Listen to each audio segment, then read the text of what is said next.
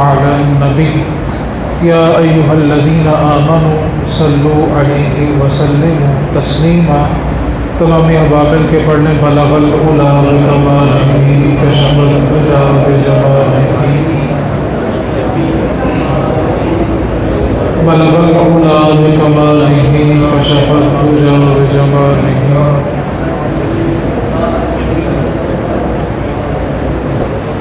اللہ رب العزت کا بے پناہ احسان ہے کہ اس نے ہم سب کو ایک بار پھر سے دین سیکھنے کا موقع عطا فرمایا.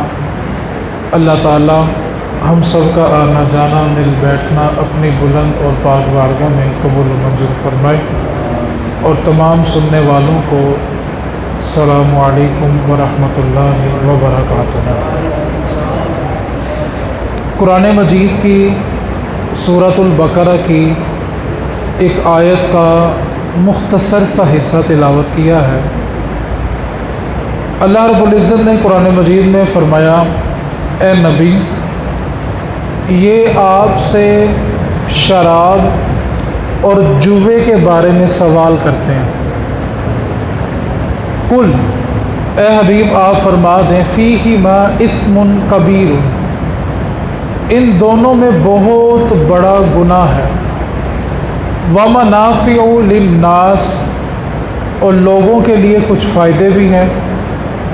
وَإِثْمُهُمَا أَكْبَرُ مِن نَفْعِهِمَا لیکن ان کا گناہ ان کے نفع سے بہت بڑا ہے.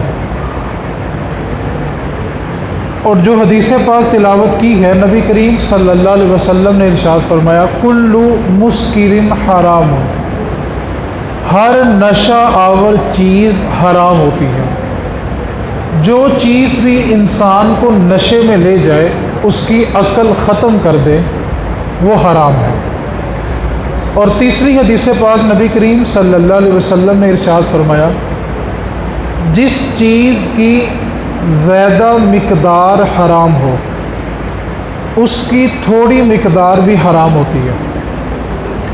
جس چیز کی زیادہ مقدار حرام ہو اس کی تھوڑی مقدار بھی حرام ہوتی ہے.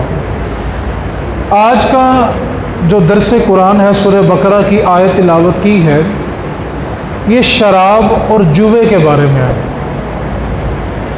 اس موضوع کے انتخاب کرنے کا مقصد یہ ہے ماں جس بیٹے کو منتیں مانگ مانگ کے لیتی ہے رو رو کے اللہ کی بارگاہ سے بیٹا مانگتی ہے.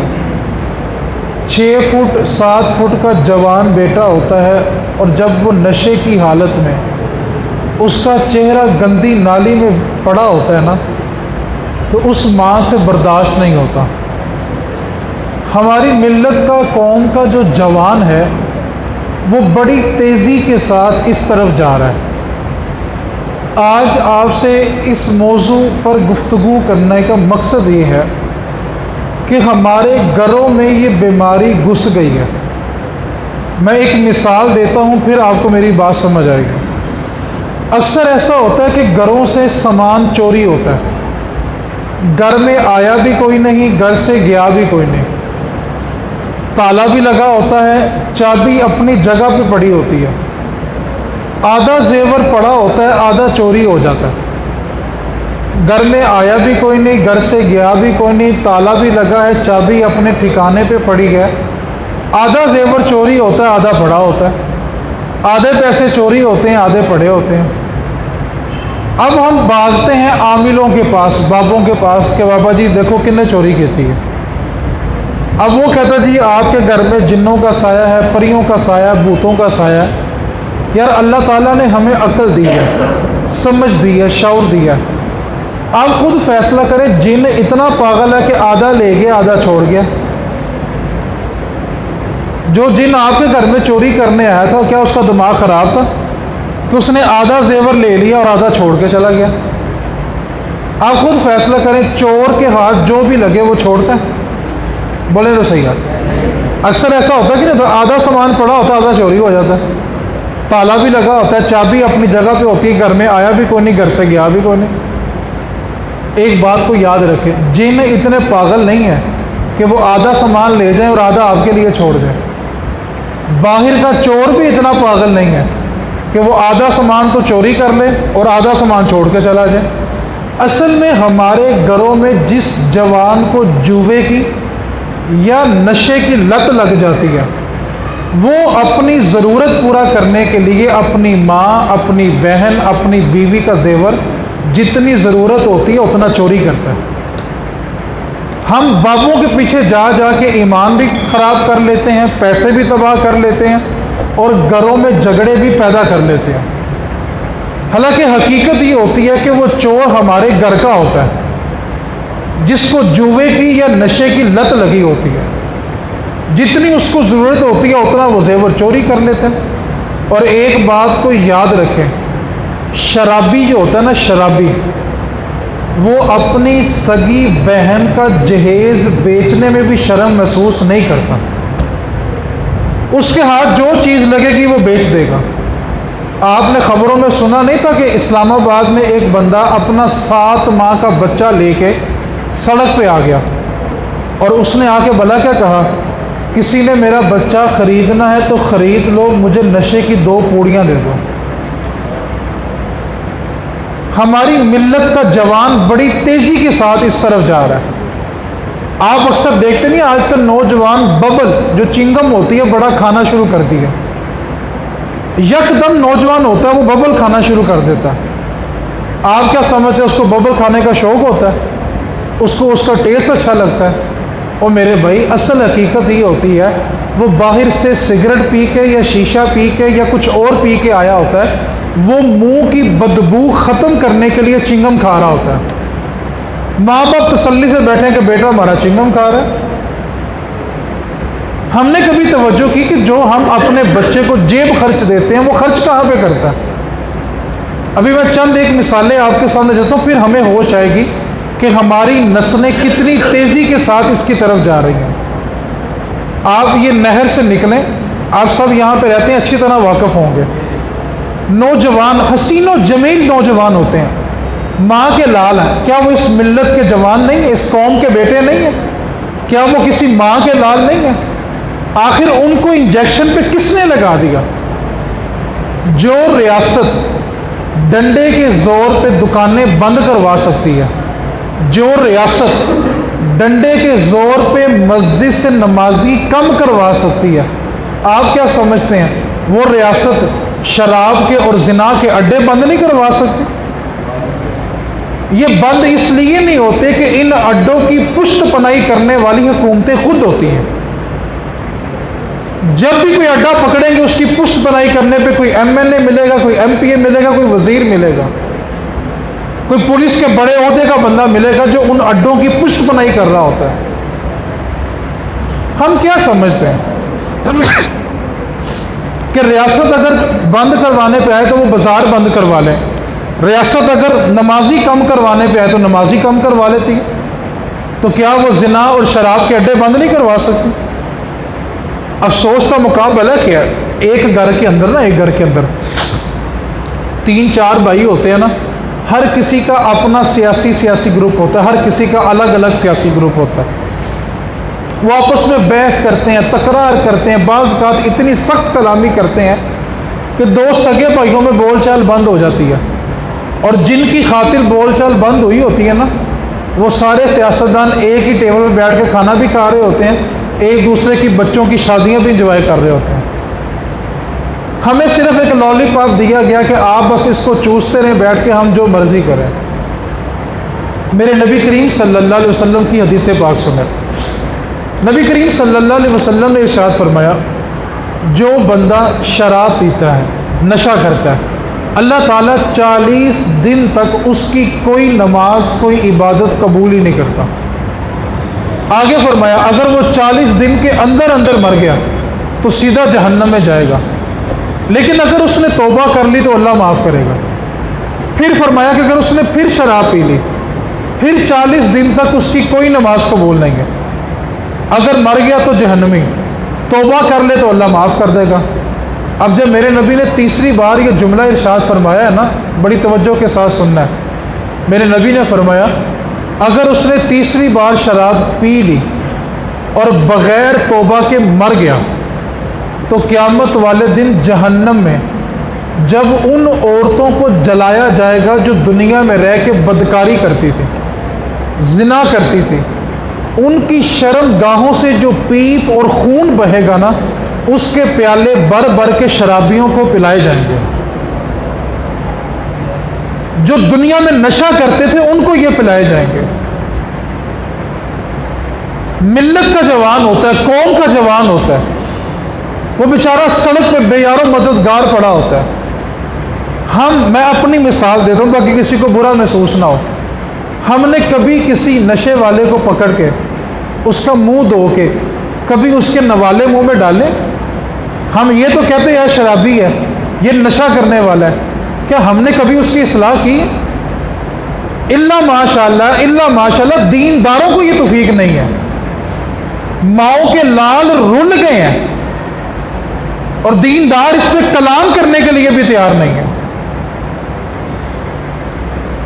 امام غزالی کے پاس نا ایک بندہ آیا، بڑی توجہ سے بات سننی ہے، بالخصوص یہ دینداروں کے لیے جن کو اپنے دینداری پہ بڑا ناز ہوتا ہے۔ امام غزالی کے پاس ایک بندہ آیا، اس نے آ کے کہا حضور ایک بندہ نماز نہیں پڑھتا، اس کے بارے میں فتویٰ دیں، اس کے بارے میں فتویٰ کیا ہے؟ امام غزالی نے جواب دیا انتہا کر دیں، کیونکہ بڑوں کی باتیں بڑی ہوتی ہیں، جن کے ذہن بڑے ہوتے ہیں، جن کی سوچ بڑی ہوتی ہے، ان کی باتیں بھی بڑی ہوتی ہیں۔ آپ نے فرمایا لوگوں پہ فتوے نہ لگاؤ، ان کی مدد کرو۔ کہنے لگا کیا مطلب؟ آپ نے فرمایا کبھی تم نے آتے ہوئے اس کو کہا ہے کہ میرے ساتھ نماز پڑھنے چلو؟ اس نے کہا نہیں۔ کہا جب نماز پڑھنے آیا کرو تو اس کو ساتھ لے کے آیا کرو، جاتے وقت اس کے متعلق فتوے پوچھ کے نہ جایا کرو۔ ہم یہاں سے باہر نکلتے ہیں، جمعے کا دن ہو، یار وہ کڈا بد نصیب، یار کڈا بد وقت، جمعہ بھی نہیں پڑھیا انہیں جمعے کی توفیق بھی نہیں ہوئی۔ یار کبھی ہم نے آتے وقت اس کو کہا تھا آؤ بھائی جمعہ پڑھنے چلیں؟ باہر نکل کے طنز کریں گے، تنقید کریں گے، اس کو برا بھلا کہیں گے، لیکن جب ہم خود آ رہے تھے ہم نے آتے وقت کہا تھا آؤ نماز پڑھنے چلیں؟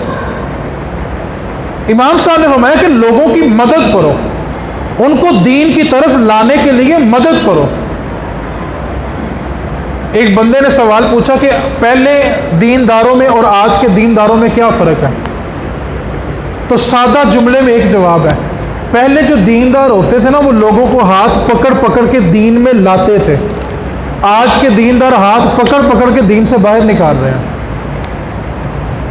دینداروں کے رویوں کی وجہ سے لوگ دین سے نکل جاتے ہیں۔ میرے نبی تو کافروں کے دروازوں پہ جا کے دستک دے کے ان کو دین کا پیغام دیتے تھے۔ ہم نے کتنے لوگوں کے جا کے دین کا پیغام دیا ہے؟ میرے نبی نے دین کا پیغام دینے کے لیے طائف میں پتھر کھائے ہیں۔ آج کے علماء کے لوگ ہاتھ بھی چومیں، جاتے وقت ان کو نذرانے بھی دیں، ان کے نام کے نعرے بھی ماریں، آپ نے کتنے کے لوگوں کو دین میں شامل کر لیا؟ جس نبی کے دین پہ کھانے کا شوق ہے نا، اس نبی کے دین کا کچھ کام بھی کریں۔ میں اپنی مثال دے رہا ہوں، ہمارے رویوں سے لوگ دین سے بدزن ہو رہے ہیں۔ لوگ آپ کو دیندار سمجھتے ہیں کہ یہ لوگ دیندار ہیں، یہ دین میں لانے والے ہیں، لیکن ہمارے رویے لوگوں کو دین سے نکال رہے ہیں۔ یہ ہر اس بندے کے لیے مثال ہے جو 5 وقت کا نمازی ہے۔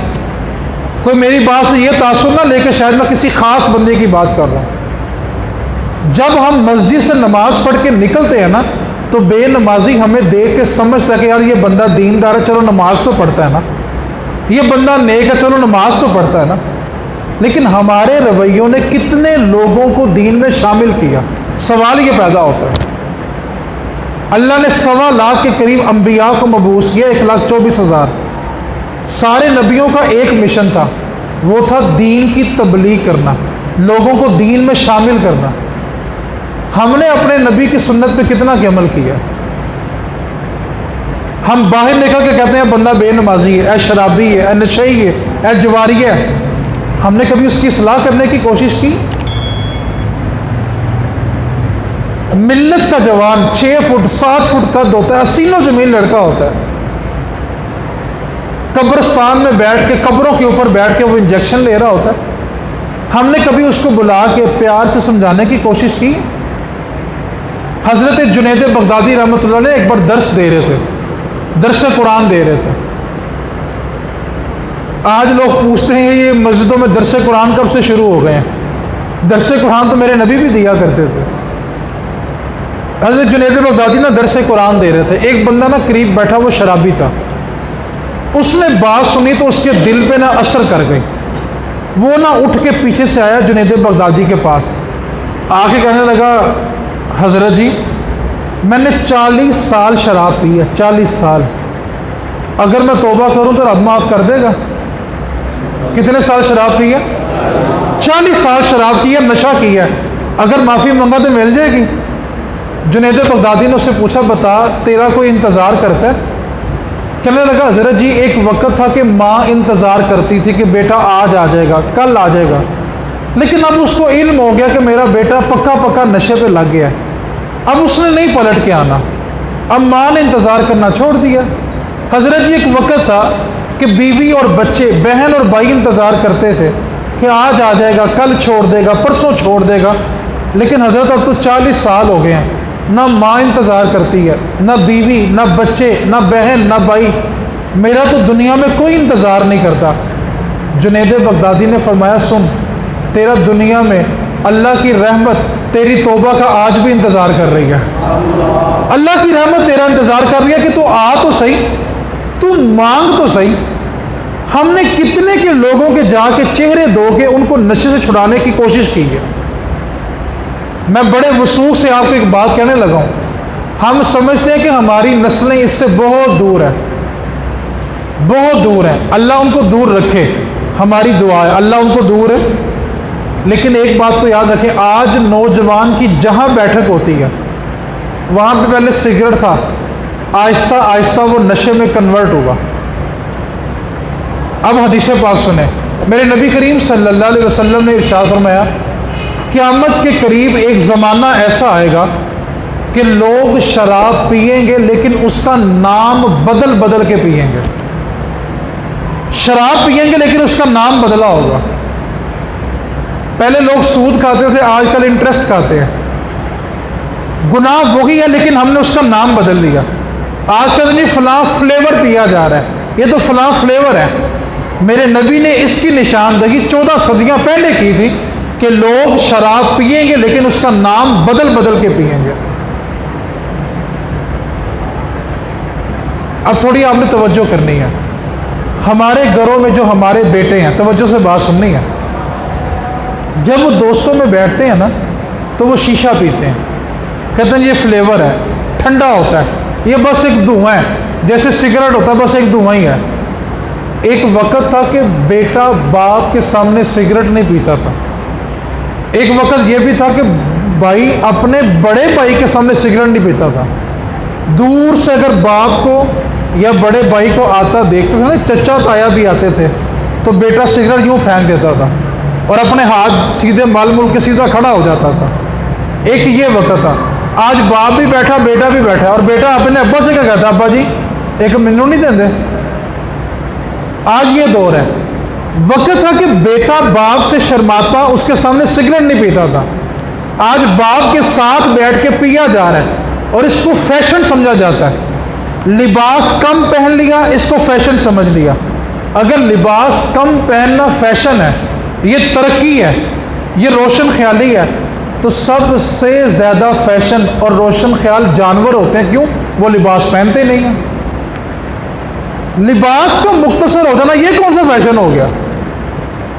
ایک بات کو یاد رکھو، جس مغرب کی طرف ہم جانا چاہتے ہیں نا، مغرب کے کلچر کو اپنانا چاہتے ہیں کہ مغرب میں یہ ہوتا ہے، یہاں پہ کیوں نہیں ہوتا، مسلمانوں پہ پابندی کیوں ہے؟ میں آپ کو منبر رسول پہ بڑے دعوے سے بات کہنے لگا ہوں، آپ گوروں کی کتابیں، ان کے رسالے، ان کا انٹرنیٹ پہ جو مواد پڑا ہوگا نا، اس کو پڑھ کے دیکھیں، واللہ اللہ کی قسم، گورے اپنے ماحول سے خود تنگ ہیں اور وہ اس سے باہر آنا چاہتے ہیں۔ وہ روتے ہیں کہ ہم کس ماحول میں چلے گئے ہیں کہ یہاں پہ شراب پی کے بیٹے سے اس کی ماں محفوظ نہیں ہے۔ اور جس کلچر کی طرف ہم جانا چاہ رہے ہیں، ہماری نسل جانا چاہ رہی ہے، گورا اس کلچر سے خود تنگ ہے۔ وہ کہتا ہے ہمارے ہاں تو ماں اور بیٹے کی کوئی پہچان ہی نہیں ہے، جو بیٹا ہوتا ہے کل کو اسی عورت کا وہ شوہر بن جاتا ہے۔ جس کلچر سے مغرب خود تنگ ہے، ہمارا نوجوان اس کلچر کی طرف جانا چاہ رہا ہے۔ علامہ اقبال نے ایک شعر کے اندر نا نوجوان کو مغرب سمجھایا تھا کہ مغرب کیا ہے، یورپ کیا ہے، گورے کیا ہے۔ اقبال نے کہا دیکھو سورج مشرق سے نکلتا ہے اور مغرب میں، پھر بولیں کہاں سے نکلتا ہے؟ اور اقبال نے کہا کہ مغرب میں سورج جا کے کیا ہوتا ہے؟ اقبال نے کہا ہر روز یہ ڈوبتا ہوا سورج ہمیں پیغام دیتا ہے، ہر روز یہ ڈوبتا ہوا سورج ہمیں پیغام دیتا ہے، مغرب کی طرف جاؤ گے تو ڈوب جاؤ گے۔ جو بھی مغرب کی طرف گیا وہ ڈوب گیا۔ جس کلچر کو ہمارا نوجوان اپنانا چاہ رہا ہے، مغرب خود اس کلچر سے تنگ ہے۔ آخری حدیث پاک میں سنانا چاہتا ہوں، اس سے پہلے میں آپ کو ایک بات سمجھانا چاہتا ہوں، بڑی توجہ کے ساتھ بات سمجھنی۔ ایک نا دانشور تھا، سیانہ، لیکن ظالم بڑا تھا، انتہا کا ظالم بندہ تھا۔ اس سے جو بھی مشورہ کرتا وہ ظلم سے بھرا ہوا مشورہ دیتا۔ سارا علاقہ اس کے ظلم برے مشوروں سے تنگ تھا کہ بندہ سیانہ بھی بڑا ہے لیکن ظالم بھی بہت ہے۔ اس کے پاس نا ایک بندہ آ گیا، اس نے آ کے کہا یار میری کسی کے ساتھ نا جانی دشمنی ہے اور میں نے بدلہ لینا ہے، اور بدلہ لینے کا میں نے یہ طریقہ سوچا ہے کہ میں اس کے بیٹے کو قتل کر دوں تاکہ اس کا باپ تڑپے، اس کو پتہ چلے کہ دشمنداری کیا ہوتی ہے۔ لیکن میں نے سنا ہے کہ تم دانشور ہو، مشورہ بڑا دیتے ہو اور ظلم بڑا دیتے ہو، تو تمہارا کیا مشورہ، اس کے بیٹے کو قتل کر دوں میں؟ اب توجہ سے اس کی بات سنیے۔ دانشور تھا، سیانہ تھا، لیکن ظالم بھی بہت تھا۔ اس نے کہا اگر تم نے واقعی اپنے دشمن سے بدلہ لینا ہے نا کہ اس کا باپ تڑپے بیٹے کی وجہ سے، تو اس کے بیٹے کو قتل نہ کر، اس کے بیٹے کو نشے پہ لگا دے، باپ صبح بھی تڑپے گا شام کو بھی تڑپے گا۔ اس نے کہا اس کو نشے پہ لگا دے، اس کو شراب کا نشے کا عادی بنا دے، اس کا باپ اس کو دیکھ کے ہر لمحہ تڑپے گا۔ کیوں؟ بیٹا مر گیا، 2 ماہ 4 ماہ 6 ماہ باپ روئے گا، اس کے بعد اس کو صبر آ جائے گا، لیکن جب صبح بھی بیٹے کو شراب کی حالت میں دیکھے گا، شام کو بھی بیٹے کو نشے کی حالت میں دیکھے گا نا، تو اس کا باپ ہر وقت تڑپے گا۔ آج ملت کے جوان تباہ ہو گئے اور ریاست کے اداروں کو فکر ہی نہیں ہے۔ اپوزیشن کو فکر کیا کہ ہم حکومت میں آ جائیں، حکومت کو فکر ہماری حکومت بچی رہے بس، اور ہم لوگ ہیں ان کے لیے آپس میں جھگڑا کر رہے ہوتے ہیں۔ اب حدیث پاک سنیں، نبی کریم صلی اللہ علیہ وسلم کے 2 وزیر، میرے نبی نے فرمایا کہ میرے 2 وزیر زمین پر ہیں، 2 آسمان پر ہیں۔ فرمایا کہ جو 2 میرے وزیر زمین پر ہیں، ایک کا نام ابو بکر ہے، ایک کا نام عمر فاروق ہے، اور آسمان پہ جبرائیل ہے اور میکائیل ہے۔ اب نبی کریم صلی اللہ علیہ وسلم کے 2 وزیر جناب ابو بکر صدیق اور جناب عمر فاروق، یہ دونوں صحابی بیٹھے اور انہوں نے سارے صحابہ کو جمع کیا۔ یہ ایک ہی حدیث ساری گفتگو کا نچوڑ ہے۔ اگر آپ اس حدیث کو سمجھ لیں گے تو نوجوان کو سمجھانا آسان ہو جائے گا۔ اب سارے صحابہ کو جمع کر لیا، اور جمع ہونے کا مقصد بھلا کیا تھا؟ ریاست مدینہ میں جو میٹنگ ہوتی تھی نا، اس کا مقصد سننا ہے۔ سارے صحابہ جمع ہوئے تو میٹنگ کا موضوع یہ تھا کہ اس وقت معاشرے میں سب سے بڑا گناہ کون سا ہے کہ سب سے پہلے اس کو ختم کیا جائے، باقیوں کو پھر آہستہ آہستہ ختم کیا جائے۔ ریاست مدینہ میں جب لوگ بیٹھا کرتے تھے تو پھر یہ مشورے ہوتے تھے کہ ملت کے جوان کو، معاشرے کو گناہ سے بچانا کیسے۔ اب سارے صحابہ جمع ہوئے تو ابو بکر صدیق نے ایک صحابی سے فرمایا کہ ایک صحابی ہے، ان کا نام ہے عبداللہ بن عمر، ایک عبداللہ بن عمر ہے جو جناب عمر فاروق کے بیٹے ہیں، ایک عبداللہ بن عمر ہے۔ ابو بکر صدیق نے فرمایا کہ وہ کافی بوڑھے ہو گئے ہیں اور اپنے گھر میں ہیں، آ نہیں سکے۔ ایک صحابی کو بھیجا کہ آپ ان سے پوچھ کے آئیں کہ اس وقت معاشرے میں سب سے بڑا گناہ کون سا ہے جس کو سب سے پہلے ختم کرنا چاہیے۔ اب صحابی گئے، جا کے عبداللہ بن عمر سے پوچھا کہ اس وقت معاشرے میں سب سے بڑا گناہ کون سا ہے جس کو سب سے پہلے ختم کیا جائے۔ انہوں نے اتنا سا جواب دیا، مختصر سا، کہا شراب نوشی۔ اس وقت سب سے بڑا گناہ ہے، پہلے اس کو ختم کیا جائے۔ اب صحابی نے آ کے پیغام دیا جناب ابو بکر صدیق کو کہ وہ فرما رہے ہیں کہ سب سے پہلے نشے کو ختم کیا جائے۔ ابو بکر صدیق اور جناب عمر نے یہ بات سنی تو حیران ہوئے کہ ہم اتنے بڑے مشورے دے رہے ہیں، انہوں نے ایک ہی جملے میں کہہ دیا کہ سب سے پہلے نشے کو ختم کریں۔ دونوں صحابی اٹھے اور خود ان کے گھر گئے کہ جا کے پوچھیں آخر ان کے نزدیک سب سے بڑا گناہ نشہ کرنا کیوں ہے۔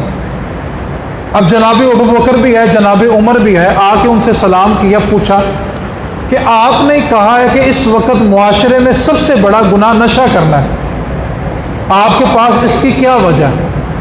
عبداللہ بن عمر فرمانے لگے کہ یہ میں نے نہیں کہا، میرے نبی پاک نے کہا تھا، یہ میں نے نبی پاک سے سنا تھا۔ ابو بکر صدیق کہنے لگے کہ اگر نبی پاک نے کہا ہے نا تو نبی پاک نے وجہ بھی ضرور بتائی ہوگی کہ سب سے بڑا جرم کیوں ہے۔ عبداللہ بن عمر اب حدیث بیان کرتے ہیں۔ عبداللہ بن عمر فرمانے لگے سنو، ایک دن میں نبی کریم صلی اللہ علیہ وسلم کے پاس تھا کہ نبی کریم صلی اللہ علیہ وسلم نے ایک عورت کا واقعہ سنایا۔ اب نبی پاک کی حدیث ہے کہ جو شراب ہے نا، شراب ام الخبائث، یہ تمام گناہوں کی ماں ہے۔ نشہ کرنا تمام گناہوں کی ماں ہے۔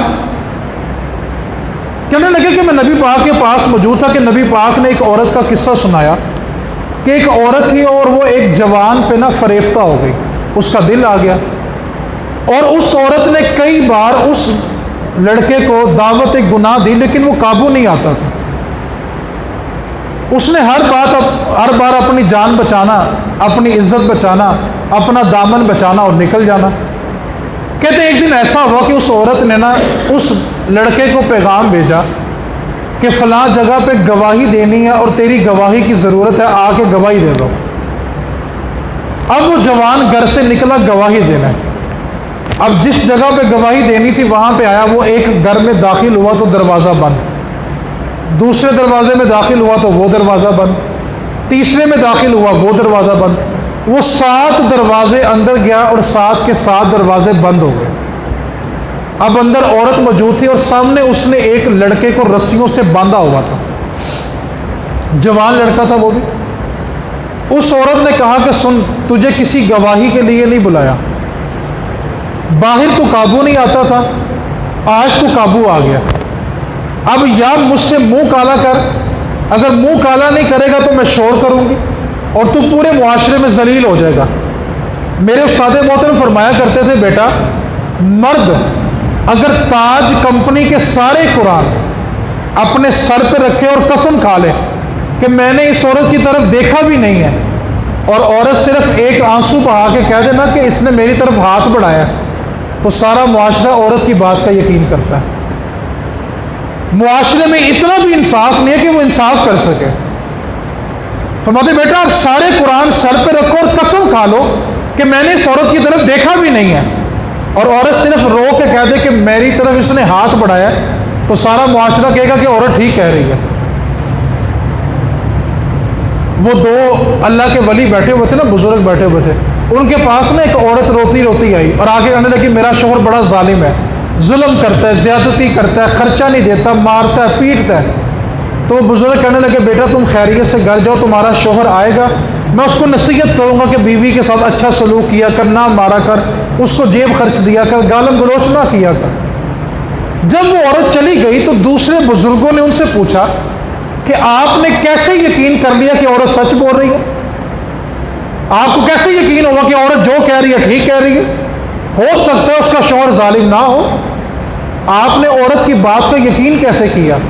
تو وہ کہنے لگے کہ عورت کی آنکھوں میں آنسو اتنے تھے کہ مجھے اس کی بات پہ یقین آ گیا کہ عورت ٹھیک کہہ رہی ہے۔ تو دوسرے بزرگوں نے کہا بابا جی اگر آنسو سچے ہونے کی دلیل ہوتی نا تو یوسف کے بھائی یوسف کو کنویں میں پھینک کے نا باپ کے پاس روتے ہوئے آئے تھے اور کہتے تھے کہ ہمارے بھائی کو بیڑیا کھا گیا۔ کہنے لگے بابا جی آنسو بہانا کسی کے سچے ہونے کی دلیل نہیں ہوتی، معاشرہ عورت کے ایک آنسو پہ انصاف کر دیتا ہے۔ اب اس عورت نے کہا کہ گواہی کوئی نہیں چاہیے، یا مجھ سے منہ کالا کر یا میں شور کروں گی تو ذلیل ہو جائے گا۔ اس نے کہا دیکھ اللہ نے جس طرح مجھے باہر سے اچھا بنایا نا، اللہ نے میرا اندر بھی اچھا بنایا ہے، میں تجھ سے منہ کالا نہیں کر سکتا، تیری مہربانی ہے مجھے جانے دے۔ اس نے کہا نہیں، آج منہ کالا کر یا میں شور کروں گی تو ذلیل ہو جائے گا۔ اس بندے نے پھر کہا کہ تیری مہربانی ہے، ظلم نہ کر، میں تجھ سے منہ کالا نہیں کروں گا۔ اس عورت نے کہا چل ٹھیک ہے، اگر تو نے مجھ سے منہ کالا نہیں کرنا تو یہ جس بندے کو میں نے باندھ کے رکھا ہوگا نا، تو اس کی گردن کاٹ دے، بندے کو قتل کر تجھے چھوڑ دیتی، تو چلا جا۔ اس بندے نے کہا میرے نبی پاک نے کعبے کی طرف اشارہ کر کے فرمایا کہ اے کعبہ، تیری عزت تیری عظمت بہت ہے، لیکن کعبے سے افضل ایک مسلمان کا خون ہے، میں بندہ قتل کیوں کروں؟ اس نے کہا پھر ٹھیک ہے، مجھ سے بدکاری کر۔ اس نے کہا نہ میں بدکاری کروں گا نہ میں قتل کروں گا، تو مجھے جانے دے۔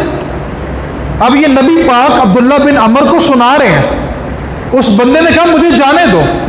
اس عورت نے کہا نہیں، یا تو بدکاری کرے گا یا بندہ قتل کرے گا۔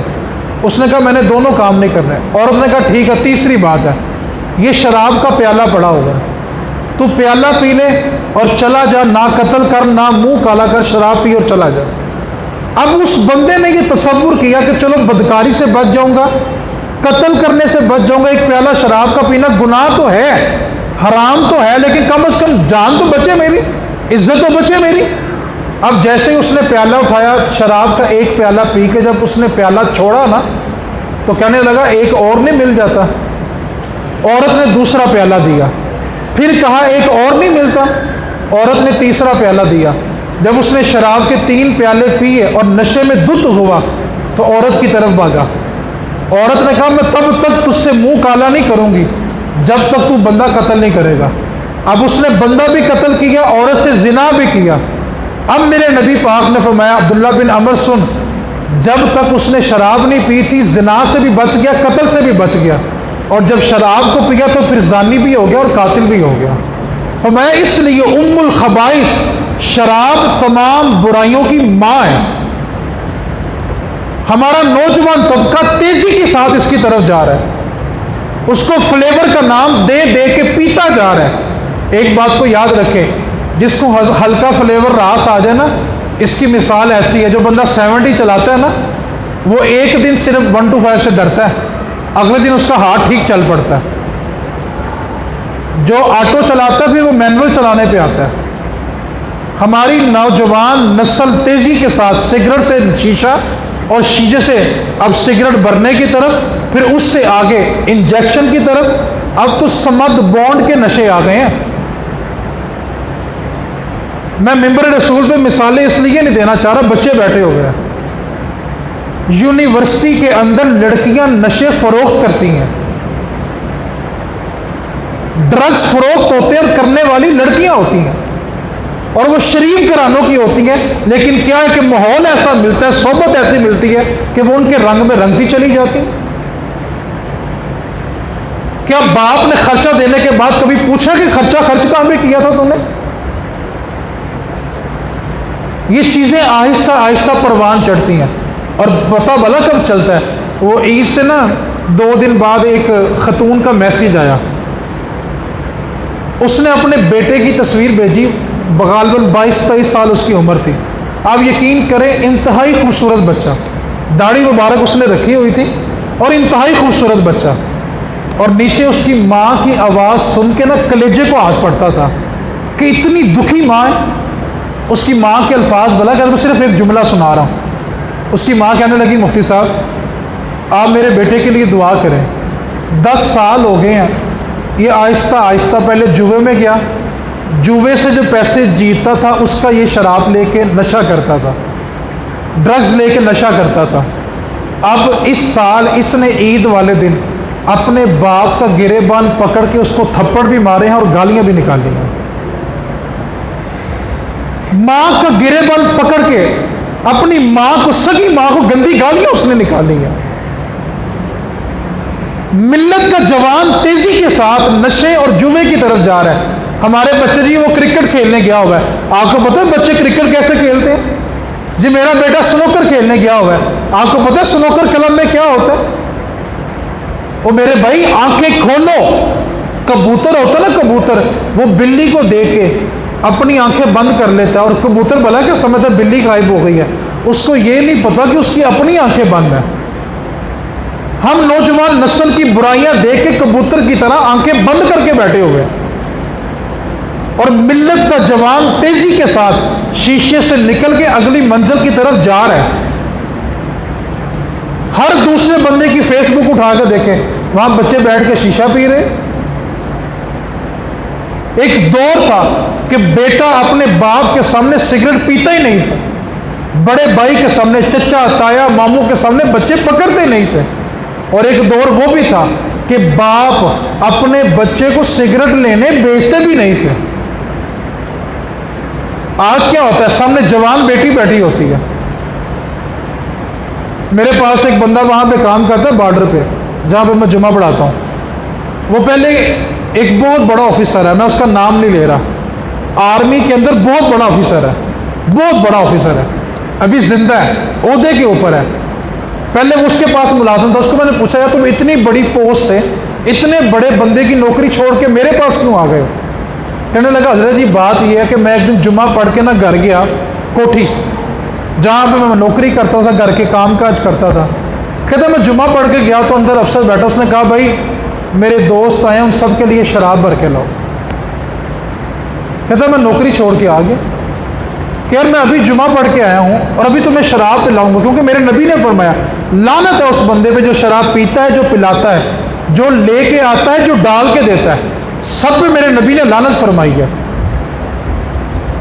ایک بات کو یاد رکھیں، جب بندہ نشے میں چلا جائے پھر اس کے لیے ماں ماں نہیں ہوتی، ایک عورت ہوتی ہے، بہن بہن نہیں ہوتی، ایک عورت ہوتی ہے۔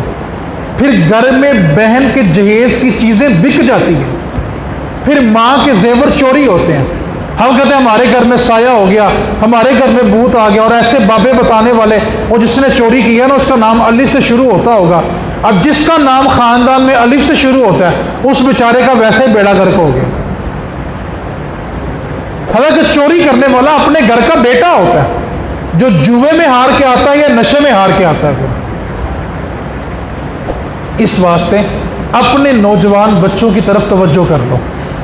اگر وہ اپنی عادتیں کچھ بدل رہے ہیں، میں کچھ نشانیاں آپ کو بتاتا ہوں۔ اگر وہ گولی، یہ جو ٹافی کی گولی ملتی ہے نا، گولیاں اور چیمنگ زیادہ کھاتے ہیں تو چیک کریں، ضرور آپ اس نتیجے پہ پہنچ جائیں گے۔ اگر آپ کا بیٹا واش روم میں زیادہ ٹائم لگاتا ہے، یہ نشانی ہے۔ اگر آپ کا بیٹا چھت پہ زیادہ وقت گزارتا ہے، ٹیلی فون نیچے پڑا ہو اور بچہ چھت پہ ہو، آپ سمجھ جائیں کہ بچہ اسی منزل پہ چل پڑا ہے۔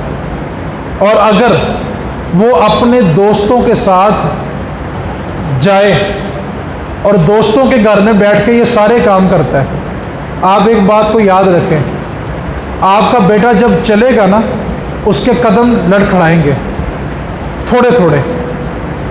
ایک بات کو یاد رکھیں، اگر آپ اپنی نسل بچانا چاہتے ہیں نا تو آج ان پہ توجہ دیں۔ میں ممبر رسول پہ کچھ مثالیں کھول کے نہیں دے رہا، میں لیکن بڑے وثوق سے کہہ رہا ہوں، ہماری ملت کا بہت زیادہ طبقہ اس طرف چل پڑا ہے۔ 12-12 سال کے بچے ہوتے ہیں، وہ کھوکھوں پہ بیٹھ کے سگریٹ پی رہے ہوتے ہیں۔ ان کو پیار سے سمجھائیں۔ خاندان کی جو محبت ہوتی ہے نا وہ بڑی غالب ہوتی ہے۔ ماں قسم دے دے نا، باپ قسم دے دے، اور بچہ اگر نسلی ہو تو ایک بار پاؤں سے ہل جاتا کہ نہیں میرے پیو نے مینوں قسم دے دی ہے، میری ماں نے مجھے قسم دے دی ہے، وہ اپنے بڑے سے بڑے فیصلے سے رجوع کر لیتا ہے۔ لیکن آپ اپنے بچوں کو پیار سے ان پہ توجہ دیں۔ آج تو صورتحال تبدیل ہوگی، مولا علی کا نام لے کے لوگ نشہ کرنا شروع ہو گئے، نشے میں دھت ہیں، شراب پی ہے، بنگ پی ہے، چرس پی ہے، اور نعرہ حیدری، نعوذ باللہ، نشے میں آ کے مولا علی کا نام لے رہے ہیں۔ اور مولا علی کا فرمان بلا کیا ہے؟ آپ فرماتے ہیں کہ ایک دریا بہتا ہو، نہر نہیں، دریا کتنا بڑا ہوتا ہے، آپ فرماتے ہیں کہ دریا بہتا ہو، اس میں شراب کا ایک قطرہ گر جائے، پھر وہ دریا خشک ہو جائے، اس پہ سبزہ اگ جائے، اور جو گھوڑا وہ سبزہ کھائے گا علی اس گھوڑے کی پشت پہ سوار نہیں ہوگا۔ آج نشہ کرنے والے حضرت ہم علی کے ملنگ ہیں۔ مولا علی دریا میں ایک قطرہ شراب کا گرے، پھر وہ خشک ہو، اس پہ سبزہ ہوگے، ایک گھوڑا وہ سبزہ کھائے، تو مولا علی اس گھوڑے کی پشت پہ سوار نہیں ہوتے، تو آج جو ان کا نام لے کے درباروں پہ مزاروں پہ چرس بنگ پی کے ان کا نام لیتے ہیں، قیامت کے دن ان کا گریبان ہوگا، مولا علی کا ہاتھ ہوگا۔ جناب صدیق اکبر سے کسی نے پوچھا تھا کہ آپ نے اسلام لانے سے پہلے بھی کبھی شراب پی ہے؟ کیونکہ پہلے تو شراب حلال تھی، یہ شراب مدینے میں جا کے حرام ہوئی ہے۔ جب تک نبی پاک مکے میں تھے شراب حلال تھی، جب حضور ہجرت کر کے مدینے گئے شراب تب حرام ہوئی ہے۔ اور جس دن شراب کی حرام ہونے کی آیت نازل ہوئی ہے نا، مدینے کی ہر گلی سے شراب کی نہریں بہتی تھی، صحابہ نے گھروں سے مٹکے شراب کے لا کے گلیوں میں پھینک دیے تھے کہ آج اللہ کا حکم آ گیا کہ آج کے بعد شراب نہیں پینے۔ جناب صدیق اکبر سے کسی نے پوچھ لیا آپ نے پہلے کبھی پی تھی؟ تو جناب ابو بکر صدیق فرمانے لگے ابو بکر نے زندگی میں کبھی ایسا کام نہیں کیا جس کام کو کرنے کے بعد ماں میں اور بیوی میں فرق باقی نہ رہے۔ اس واسطے اپنی نسلوں کو بچا لیں۔ آپ کو علم بھی نہیں ہے کہ آپ کی نسلیں آہستہ آہستہ اس سیڑھی پہ چڑھ رہی ہیں، ان پہ توجہ دیں، ان پہ توجہ دیں۔ ایک باپ تھا ہمارا رشتہ دار ہے، وہ رات کو پولیس میں ہے، اب تو ریٹائر ہو گیا، وہ رات کو آ کے نا اپنے بچوں کے جوتے سونگھتا تھا۔ وہ پولیس میں تھا، سی آئی اسٹاف میں تھا، تو اس کا تجربہ تھا۔ کہتا میں رات کو بچوں کے جوتے اس لیے سونگھتا ہوں کہ مجھے پتہ چلے کہ یہ جوتا کتنی دیر پہلے اتار کے بچہ سویا۔ کیا میرا بچہ ذرا دیر گھر سے باہر تو نہیں رہتا؟ اگر اولاد کی تربیت کرنی ہے تو ان پہ توجہ دیں۔ مار کسی مسئلے کا حل نہیں ہے، گالم گلوچ کسی مسئلے کا حل نہیں ہے۔ آپ جتنا پیار دیں گے، اس کا میں نسخہ بتاتا ہوں، آپ اپنے بچے سے دوستی کر لیں، اس کو باہر کے دوستوں کی ضرورت ہی نہیں ہوگی۔ میرے استاد صاحب فرماتے ہیں بیٹی جس دن ماں کا دودھ پینا چھوڑ دے اس دن وہ جوان ہو جاتی ہے، اور جو باپ اپنی بیٹی کو پیار نہیں دیتا پھر وہ بیٹی باہر سے پیار ڈھونڈتی ہے۔ باپ پیار دے، بھائی پیار دے تو بیٹی کبھی باہر پیار نہیں کرے گی۔ اسی طرح جوان بیٹے کو باپ دوست بنا لے، اس کے ساتھ اپنے راز شیئر کرے، اس کے راز سنے، بیٹا آپ کا کبھی غلط دوستوں میں نہیں بیٹھے گا۔ اس واسطے آج کی نشست کا درس قرآن کا خلاصہ اتنا ہے کہ اپنی نسل کو بچا لیں۔ بندہ زنا سے بچ جاتا ہے، قتل سے بچ جاتا ہے، لیکن جب نشئی ہو جائے پھر زنا بھی نہیں بچتا اور قتل بھی۔ جوان بچے ماؤں کے باہر سڑکوں پہ نہر کے کنارے رول رہے ہیں، اگر آپ کا کوئی جاننے والا ہے، ٹھیک ہے، آپ کے خاندان میں سے ہے، کوئی دور کا جاننے والا ہے، آپ دیکھیں کہ ایک بندہ جوان ہے، کس طرح وہ بے بس پڑا ہوگا، یار اس کی ماں کو دیکھ کے کلیجے کو ہاتھ نہیں پڑتا ہوگا۔ اس واسطے اگر آپ کے بس میں ہو، کبھی وقت ملے نا تو کسی ایک بندے کا جا کے چہرہ دو دو۔ وہ ایک اللہ کے ولی تھے نا، وہ رستے سے گزر رہے تھے، دیکھا کہ بندہ شرابی ہے اور شراب کے نشے میں بے ہوش پڑا، اور منہ سے نا وہ شراب کے قطرے وغیرہ، وہ جاگ وغیرہ نکل رہی ہے۔ تو اللہ کے ولی گئے، انہوں نے پانی لیا اور اس کے چہرے پہ ڈال کے نا اس کا منہ دھویا، اس کو ہوش دلائی اور چلے گئے۔ اب ان بزرگوں کی عادت تھی تہجد پڑھنے کی۔ اب جب وہ تہجد پڑھنے کے لیے مسجد میں گئے تو دیکھا کہ آج عادت کے خلاف ایک بندہ ان سے پہلے مسجد میں آ کے بیٹھا ہوا ہے اور تہجد کی نماز پڑھ۔ اب وہ بڑے حیران ہوئے کہ روز پہلے میں آتا ہوں، آج ایک بندہ مجھ سے بھی پہلے آیا ہوا ہے۔ جب اس نے سلام پھیرا تو آپ نے دیکھا یہ وہ بندہ ہے جو باہر شراب کے نشے میں پڑا ہوا تھا، اس کا میں منہ دھو کے آیا ہوں اور یہ تہجد پڑھ رہا ہے۔ اللہ کی بارگاہ میں دعا کی، اللہ یہ تو شرابی تھا، بھی اس کا میں نے کل رات کو منہ دھویا تھا۔ حاطف غیبی سے وعدے بندے سن، تو نے اس کا منہ دھویا، رب نے اس کا دل بھی دھو دیا ہے۔ یار ہم کوشش تو کریں نا، یار ہم سمجھانے کی کوشش تو کریں نا۔ ہمارے تبلیغ کے رویے اتنے سخت ہو گئے ہیں کہ جو بندہ دین میں آنا بھی چاہتا ہے نا، وہ ہماری گفتگو سن کے تھا بھائی اللہ مولویاں تو بچاوے۔ احساس کریں یار، احساس کریں۔ یہ گفتگو کا خلاصہ تھا۔ ایک جملہ بس آج کہوں گا، اگلے مہینے زندگی نے وفا کی تو اس پہ تفصیل سے کلام کروں گا۔ جملہ آج میں کہہ کے جاتا ہوں، آخری جملہ توجہ کے ساتھ سنیے گا۔ اپنے بچوں کو آپ جو موبائل پہ کارٹون دیکھنے کے لیے دیتے ہیں نا کہ چلو بچے کارٹون ہی دیکھ رہے ہیں، کیا ہو گیا، کارٹون ہی تو ہے نا، آپ یقین کریں گورا اتنی پلاننگ کے ساتھ ہماری نسلوں کی تباہی کر رہا ہے، آپ کی سوچ بھی نہیں ہے۔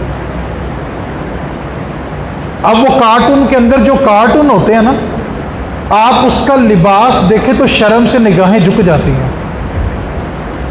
جو ہمارا 5 سال کا بچہ کھیل رہا ہوتا ہے، کارٹون میں دکھایا کیا جا رہا ہے کہ وہ کارٹون بت کو جا کے سجدہ کر رہا ہے، اور ہمارا بچہ وہ گیم کھیل رہا ہے۔ کارٹون کے اندر جو انہوں نے فیمیل بنائی ہے، اتنا گھٹیا، اتنا گندا، اتنا غلیظ لباس ہے کہ شریف بندہ دیکھ کے ویسے شرم سے ڈوب جاتا ہے۔ ہمارے بچوں کو دیکھو، پلاننگ دیکھو گورے کی، گورا آنے والے 100 سال کی پلاننگ کرتا ہے۔ ایک بات کو یاد رکھیں، فصل تباہ ہو جائے نا، کیا؟ پھر بولیں فصل تباہ ہو جائے تو وہ 1 سال بعد ٹھیک ہوتی ہے، کیا؟ پھر بولیں فصل تباہ ہو جائے تو، اور اگر نسل تباہ ہو جائے تو وہ 100 سال بعد بھی ٹھیک نہیں ہوتی۔ فصل آپ 1 سال بعد دوبارہ ٹھیک کر لیں گے، اور اگر نسل تباہ ہو گئی تو 100 سال بعد بھی وہ ٹھیک نہیں ہونی۔ آپ گورے کی پلاننگ دیکھیں کہ اگر مسلمانوں نے اپنے بچوں کو کارٹون دے دیا، اب بچے تو کیبل دیکھ نہیں سکتے، اس نے کیا کیا، کارٹون کے اندر اتنے گٹیا سین ڈال دیے کہ بندے کو شرم آتی ہے۔ میں بس جو جملہ کہنا چاہ رہا تھا وہ جملہ یہ ہے، وہ جملہ سنیے گا۔ جو 3ری کلاس کا بچہ ہوتا ہے وہ 7 سال کا ہوتا ہے یا 8 سال کا ہوتا ہے، اس سے بڑا تو نہیں ہوتا۔ ہمارے بچوں کا جو کورس ہے نا، نصاب ہے، جو کتابیں ہیں، میں بس ایک جملہ کہنے لگا ہوں، اس کے آگے میں نے کلام نہیں کرنا، آپ نے خود سمجھ جانا ہے۔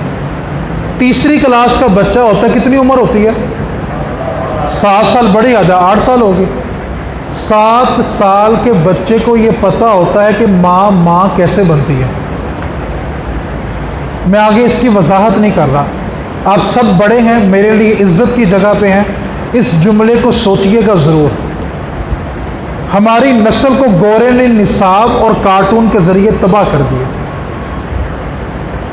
آپ کا گمان بھی نہیں ہے، جو بچے کارٹون دیکھ رہے ہیں، آپ کا گمان بھی نہیں ہے، خدا کی قسم آپ کا گمان بھی نہیں ہے کہ ہماری نسل ہمارے ہاتھوں سے کیسے نکل رہی ہے۔ خدا کی قسم کھا کے کہہ رہا ہوں، کل یہ ہندوؤں سے شادی کریں گے اور آپ سے کہیں گے کہ بھئی ہے تو انسان ہی ہے نا،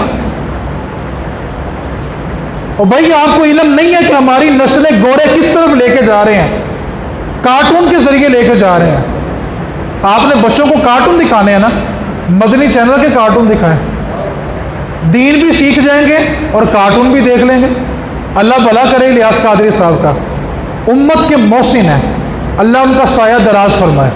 جتنا کام کر رہے ہیں مخلصانہ کام کر رہے ہیں، جتنی بھی تنظیمیں کام کر رہی ہیں، اللہ سب کو جزائے خیر عطا فرمائے۔ آپ نے کارٹون دکھانے ہیں، ہم مدنی چینل کے کارٹون دکھا دیں، میں ان کا کوئی بشندہ نہیں ہوں، نہ ان کا کوئی نمائندہ ہوں، لیکن نسل کی پرواہ تو ہے نا، اور جو بندہ محسن ہو اس کے احسان کی قدر کرنی چاہیے۔ جو بندہ اپنے بڑوں کی قدر نہیں کرتا، آنے والی نسل اس کی قدر نہیں کرتی۔ بس میں نے ایک جملہ کہا ہے کہ 7 سال کے بچے کو ڈکے چھپے لفظوں میں نے بس کہہ دیا، اس کو پتہ ہے کہ ماں، اس کی پرواہ اب آپ نے کرنی ہے۔ اپنے بچوں سے وہ کارٹون لے کے ان کو مدنی چینل دے دو، کارٹون بھی دیکھ لیں گی اور دین بھی سیکھ لیں گی۔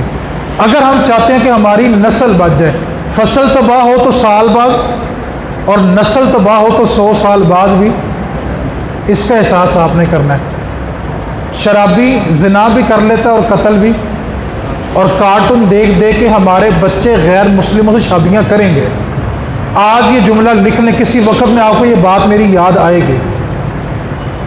آج بچے پڑھنے کے لیے یورپ جاتے ہیں، وہاں پہ شادی کرتے ہیں اور کہتے کیا ہیں، ٹھیک ہے ہمارے اختیار کا انسان تھا، ہم نے شادی کر لی۔ احساس کریں، اللہ کریم کی بارگاہ میں دعا کریں، اللہ تعالیٰ ہم سب کو دین سمجھ کر اس کے مطابق اپنی زندگیاں بسر کرنے کی توفیق عطا فرمائے۔ وما علینا الا البلاغ المبین۔